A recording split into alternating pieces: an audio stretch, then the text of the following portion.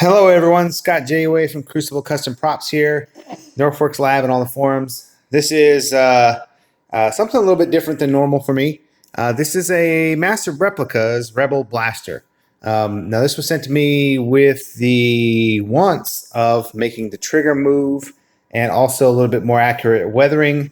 So so basically it's fairly simple. It's a bit of work, but it's not too much.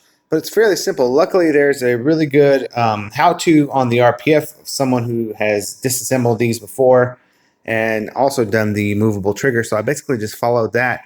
And I want to say it was Clutch from the RPF who had that thread. So more or less, the trigger pack comes out, and there are two pins holding the trigger in. You take out the rear pin, and all of a sudden the trigger can move. But you need to relocate the pin and put some springs in it, so the trigger will now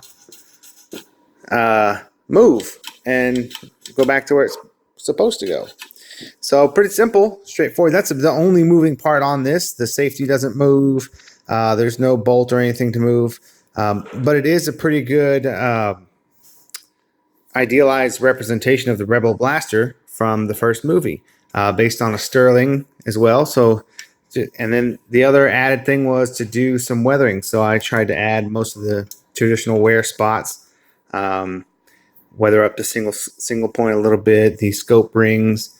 Some of the weathering doesn't show as well on camera as it does in person. I don't know if you guys can see that. Of course, the muzzle weathering, I didn't want to risk taking out the orange plug, so I just painted it. But you can see here the whole muzzle is weathered. The body has quite a bit of weathering as well. I don't know if you can really, if it's coming across on camera. It's subtle. I did a subtle bit of weathering to where it looks like it's accumulated some dirt over time. There's even weathering in the checkering on the grips, pretty much everywhere. So it's subtly weathered. I didn't want it to look like a total piece of junk, because most of the time those things are taken care of. But you can kind of see here where that light dirt kind of weathering is. It's all over the whole blaster, but it doesn't come off on camera as well as it does in person. You can see a little bit back here and stuff. So yeah, so that's about it, guys.